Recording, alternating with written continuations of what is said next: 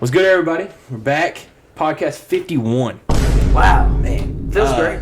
Hey, feel good. So, not a lot going on still.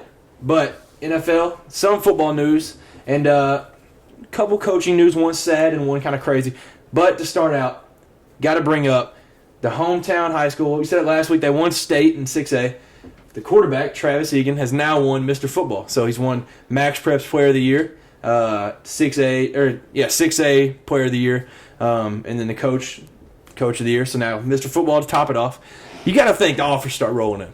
Like if it, you would believe so, yeah. You would hope so. Like it's ridiculous that he doesn't have a ton of offers right now. Dude can sling it. Also, very well deserved. Yeah. Yeah, like you said, dude can sling it. Needs to get recognized. All around great talent. Dude's just a dog. Like what do you have? 35 passing touchdowns and 17 rushing touchdowns, I think. Yep. That's ridiculous. And he's led, I don't know if they led the state in points this year, but they led the state last year. And he was just a quarterback. So I don't know how you don't offer him. Hey, look, he doesn't go to the big name schools, but you got to know good football when you see it. So exactly. I don't know what the coaches are doing. They're sleeping on him. But, I mean, he'll ball out in college, too, so he'll prove them wrong. Yeah. But moving on to NFL, Brock Purdy, a lot of y'all might know the name from Iowa State last year. He's a rookie.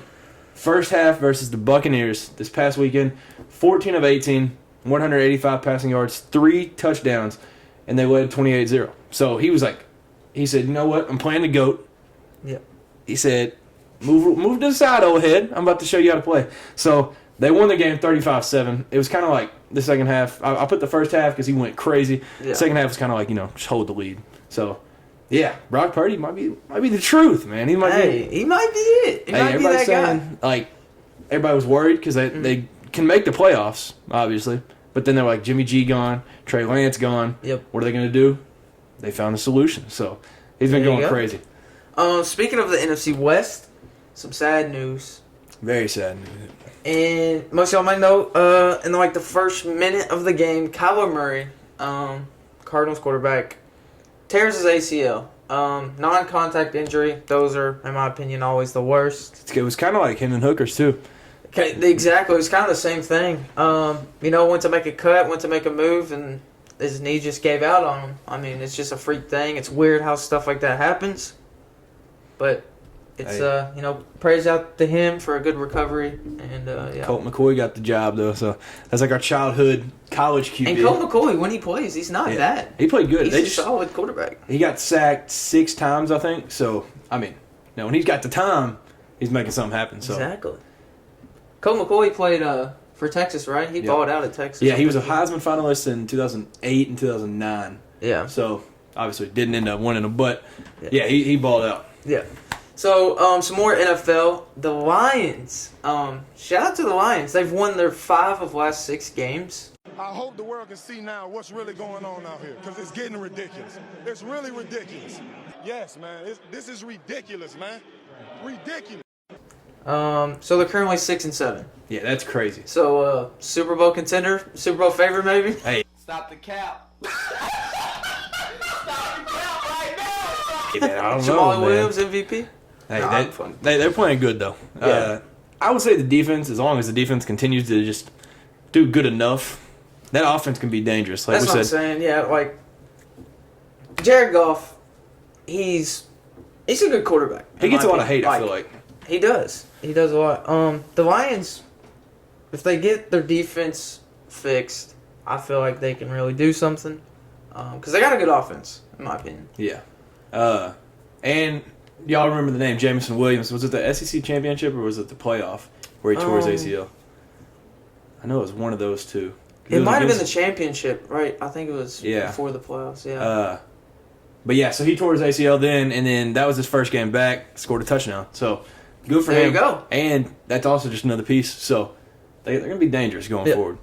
But they're calling it Troy Aikman hated it last night. He was bashing it. But they're calling it the loitering. Not just can get in.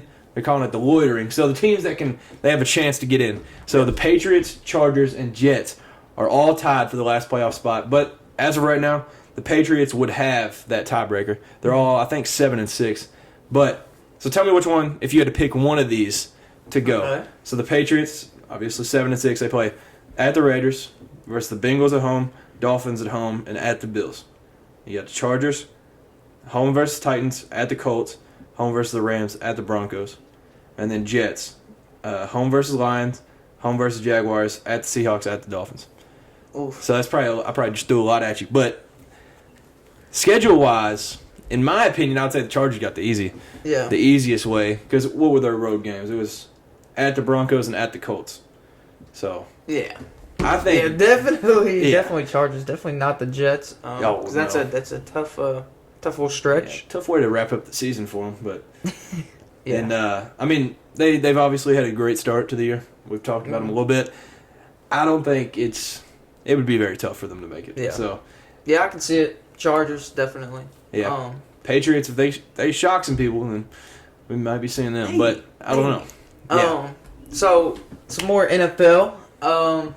The Cowboys. I want to talk about the Cowboys for a second. They're sitting at 10-3, which is crazy because they're still in a wild card spot for the playoffs because the Eagles are 12-1, Yeah, something like that. ridiculous. So I was looking at that. Share your thoughts of just the placement right now. Yeah. What the playoffs are going to look like. That's all I got for the NFL. Have you y'all already played them? Did y'all play them once already? Mm-hmm. So y'all play them one more Yeah, time? we lost the first time, and I think we play them here soon. Where was the first game at? Was it in Philly or at home? 'Cause I feel like I remember watching that game, but It might have been at home. I know we only have like one loss at home this year. yeah, We the play Eagles are them- tough. Oh yeah, we play them Christmas Eve. Oh, okay. Where's it at? You said the first one was. Yeah. Okay, it's at the Cowboys, and the first one was at Philly. Then yeah, it was. That's we a lost big game. 26-17 the first time. That's a really big game, because, I mean, It means a lot. yeah, To win that game because we need them to lose right now. yeah. Um. But there's a world where y'all both get in, and I mean, Yeah. so I know the Commanders and Giants play soon. I don't think the Giants are really like. It would take a lot for them to even have a consideration of making it. They would need teams to lose, and then obviously win out. So Right.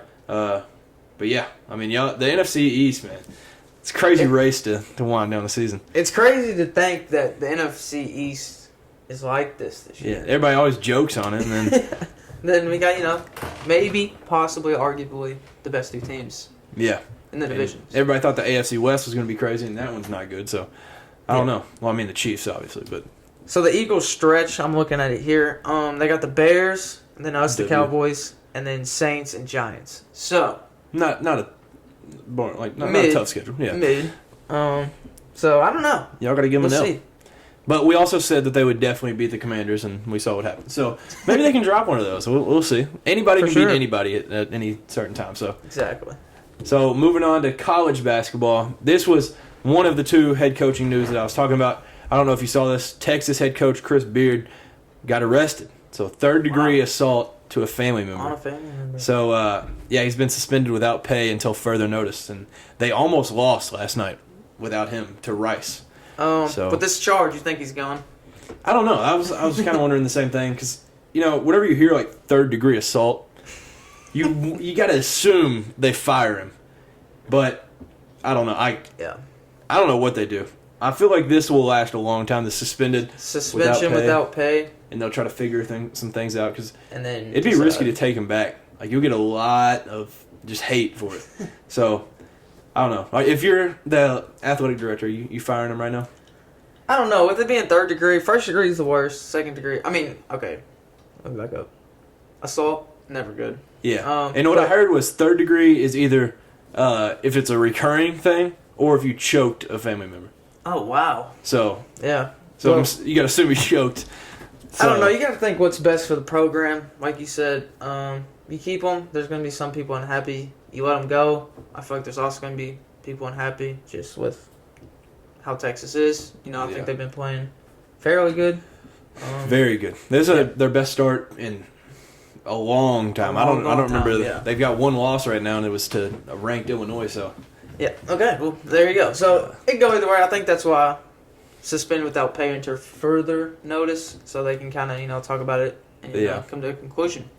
Yeah, it's definitely a tough scene because there was a picture that leaked like yesterday of him at the jail, and he had ankle cuffs on, and so I don't know. He's a great basketball coach, but obviously if you can't control yourself off the court, you're not going to be able to coach on the court. So, I don't know what you do in that situation. Makes you think what happens on in practice. Just gets mad and who knows? Who knows? It could go anywhere from there.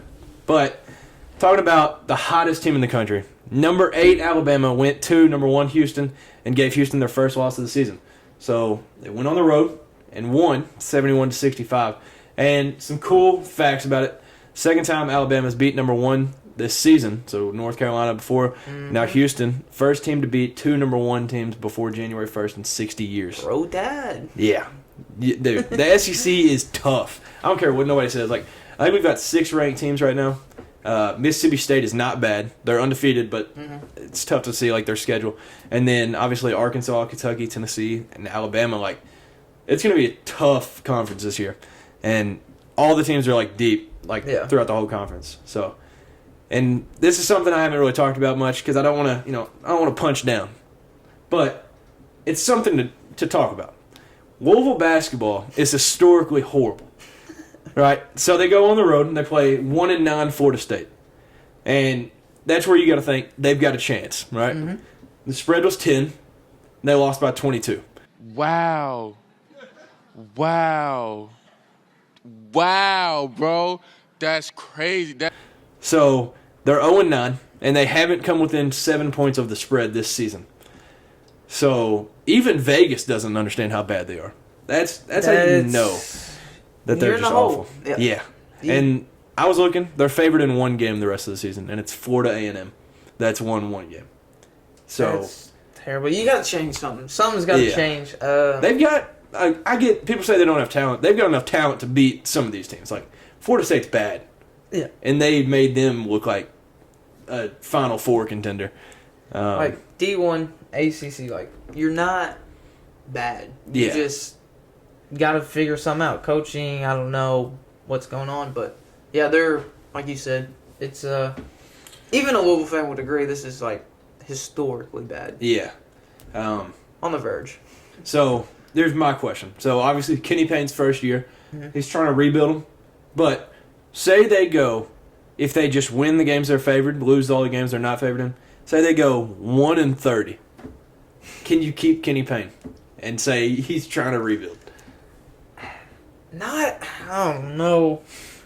There's some a rebuild say, year is not 1-30. Yeah, that's not good. We get it. Okay, maybe like a little under 500 or right at 500, but I don't know. 1-30, that'd be something. Yeah, that would be really bad. And the only teams that are really bad in the ACC are the games that they play on the road too. So it's just not a good seed for them. But yeah, I don't know. They don't even have good recruits coming in either, like next year. So I don't know. I don't know a world where you can keep them. If you got to think they'll win a couple. But I don't know. I think, like you said, it's going to depend on what their front office sees in the future. No recruits coming in.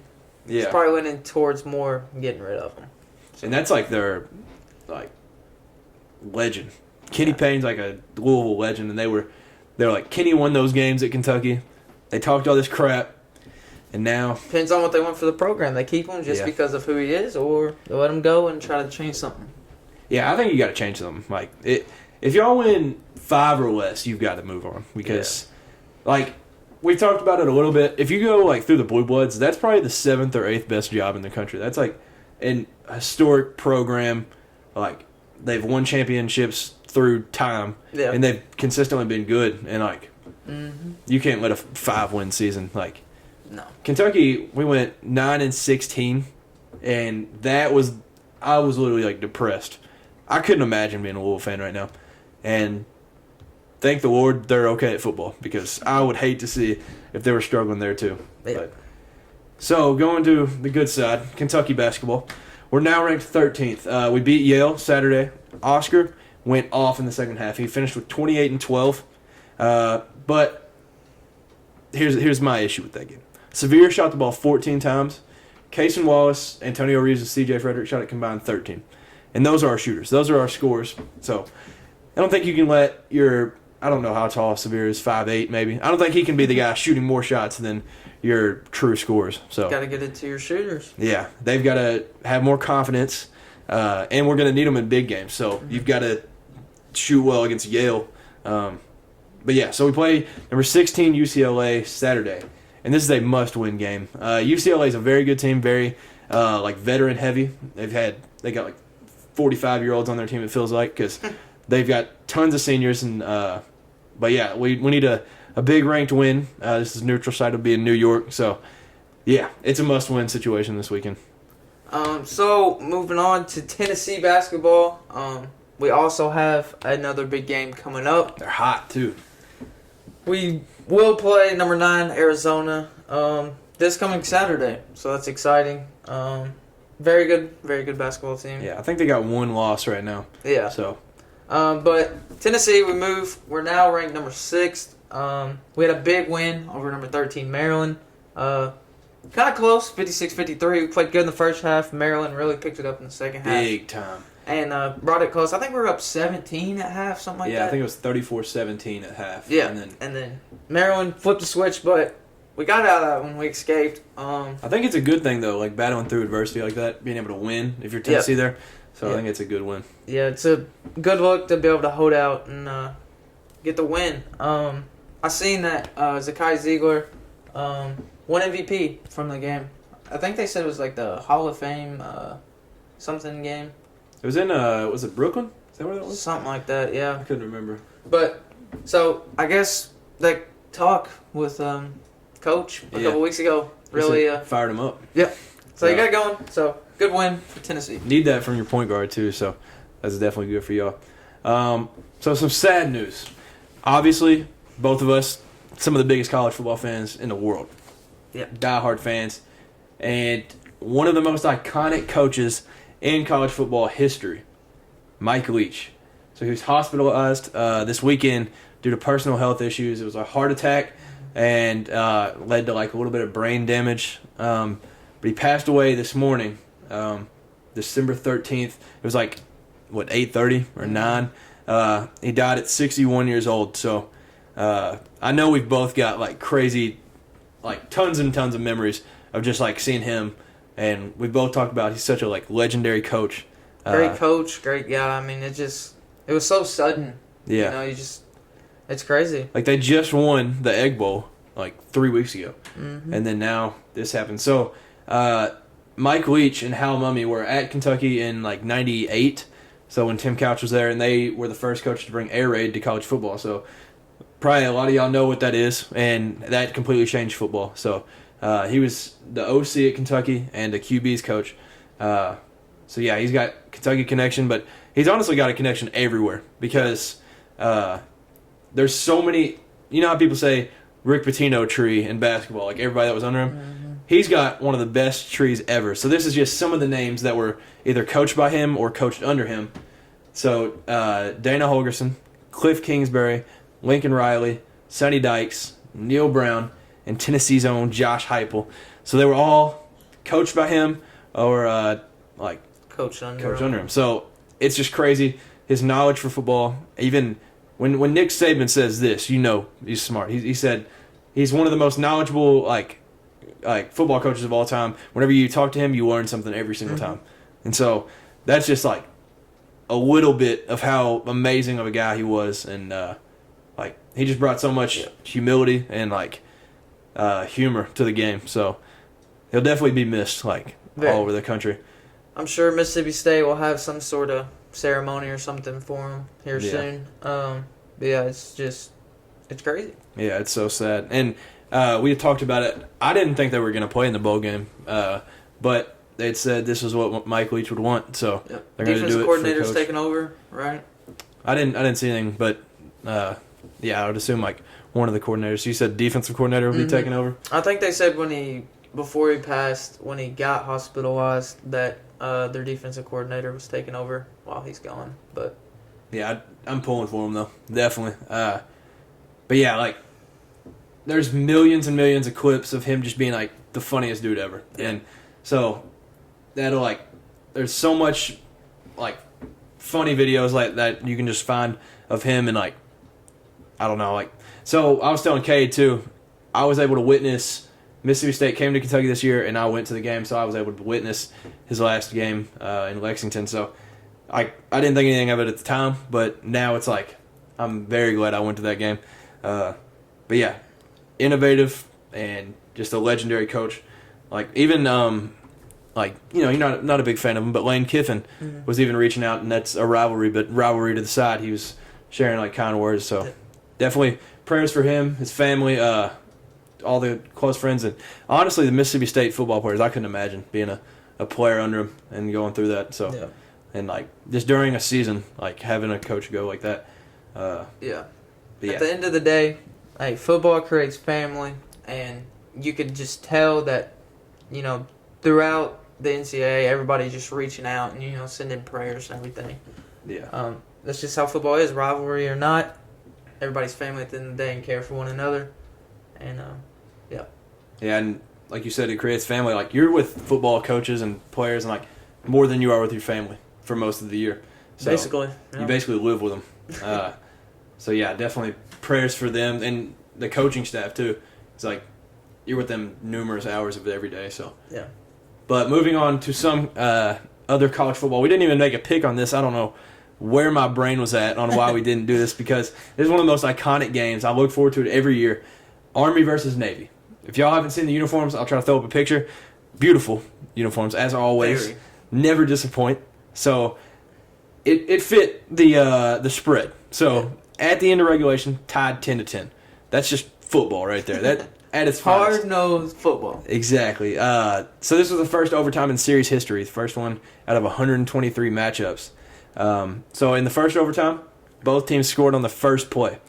Army ran it in, and Navy threw their first completion of the game, which was a touchdown. And then second OT, Navy fumbles on the 1 yard line. So you got to feel bad. I mean, if y'all watched the game, you saw how devastated that guy was on the sideline. So he fumbles on the 1, and then Army goes to the 3 downs, kicks field goal for the win. So they pull it out 20-17. But you got to feel bad for him. Like I felt he was on the sideline crushed. I bet that's like bragging rights. Like that's like a big game. Yeah. Literally in their sayings, it's beat Army or beat Navy the whole year. And then, obviously, after the game, they sing. So you've got to sing while you've got tears in your eyes. You don't want to be on that side. So, yeah, it's just awesome, though. And I don't remember the exact number, but Navy was owning Army for, like, a long time, from, like, 2002 to a few years ago. And now Army's won a few of, like, it was, like, 5 of the last 6, maybe. So, I mean, it's back to even. So that's good for Army, though. And then, lastly, this past Saturday, the Heisman Trophy was finally given out. We talked about it the whole year. It's gone back and forth. Caleb Williams wins it. So the first Trojan to win it since Reggie Bush in 2005. And then USC now has taken over as the most Heisman winners of any school. I think they were tied with like Ohio State, Notre Dame, Michigan maybe. But they pull away. He had 4,447 yards and 47 total touchdowns this season. But some would argue he doesn't deserve it. So what's your perspective on that? I mean, he was the favorite. I feel like everybody likes him. Stats, great stats, honestly. And just coming from USC, a Heisman, I guess you could say a Heisman caliber school. Yeah. I ain't got really much to say about it. I mean, it is what it is. Hendon Hooker got snubbed, but it's fine. Yeah, I know you had said like you would have changed like the finalists, but would you have picked a different winner out of like who? Like if you're the one giving it out?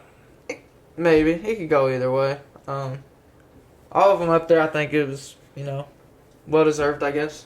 Because it was Max Duggan second, then Stetson third, and CJ last, I think. I know there was a lot of talk about Max Duggan. Should have been the winner. So. But I think it was like Caleb Williams to lose, even though he tried to in that last game against Utah. He didn't want to win it, but he pulled it out. And did you listen to his speech? I did not. It would have taken you an hour and 45 minutes because it was the longest speech I've ever heard. But yeah, shout out to him. Lincoln Riley has been coaching for 6 years and has 3 Heisman Trophy winners. That's crazy. So that's a crazy stat. Yeah, and so what's your thoughts on people were saying if you win the Heisman Trophy as a freshman or a sophomore, you should be able to go to the NFL. Do you think there's any? No. So yeah, he'll be returning next year, obviously, but you think you should have to stay like how everybody else is? Because everybody was saying he's like NFL ready, and I was like, I don't know about that because NFL's another game. It is. It's completely different. I mean, that's just how it is. That's been noticed over from players that balled out in college, and then NFL really didn't work out for them. Yeah. But, I think Caleb Williams needs to. I think they should stay because who would not want to stay? Like, you'd be that guy to win 2 Heisman trophies, maybe, possibly. Yeah, a lot of people think Bryce Young got snubbed too because he had some very, very good stats, and they had the same record, USC and Alabama. Yeah. So I don't know. Well, so Hendon Hooker was he finished 5th. And then Bryce Young was 6th, Blake Corum 7th. Yep. I would probably agree. I would probably have Hendon Hooker in, at least in. Like, some people argue that he could have won. At least be a finalist, I mean. Yeah, some people think he could have won. But, yeah. So, Caleb Williams wins it after all. I think it's their 8th Heisman Trophy winner. I didn't add that on there. But, yeah. So, maybe they're back. Maybe USC's finally back for the first time since, like, 2007. Yeah. Yeah, you got any last things? I think that's it. Vol Hoops, it's come ready to play Saturday. Keep balling. Big games coming up. Same with the Cats. Big weekend for both of our teams, and need some dubs. And we'll be making playoff picks. Probably the next one because it'll be. Dang, it's only the 13th. I was thinking it was close, but yeah, we'll definitely be making playoff picks, and we'll definitely start talking about it more because we've kind of taken a little break, but. Yeah, so I guess that's it for another pod. So thank you all, and enjoy the rest of the week. Stay safe. Enjoy some college basketball and NFL coming forward. So thank you all. Have a great rest of the week. See ya.